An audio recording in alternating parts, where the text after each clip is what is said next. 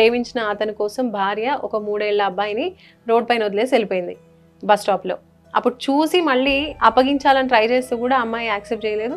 ఆ భర్తకి ఆ బాబుని అప్పగించడం జరిగింది. అలాంటి సిచ్యువేషన్లో ఆ భర్త ఆమెను ఎలా శిక్షించవచ్చు అంటారు? ఏదైతే నమ్మకంతో పెళ్లి చేసుకున్న తర్వాత పిల్లని కానీ ఆమె ధర్మాలు నిర్వర్తించుకొని వెళ్ళిపోయినప్పుడు మనం ఆమెని కాంపెన్సేషన్ కింద, భర్త లాస్ అయిన కాంపెన్సేషన్, అతనికి తగ్గ పెయిన్కి తగ్గ కాంపెన్సేషన్ అడిగే హక్కు 100% ఉంటుంది.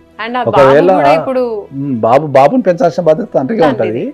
ఆయనకు ఆ నొప్పి కలిగించినందుకు, ఆ భార్యాభర్తల బంధంలో ఆమె డ్యూటీస్ నిర్వర్తించినందుకు డెఫినెట్లీ ఆమె మీద మనం సివిల్ కేసు వేసేసుకొని కాంపెన్సేషన్ అడగచ్చు.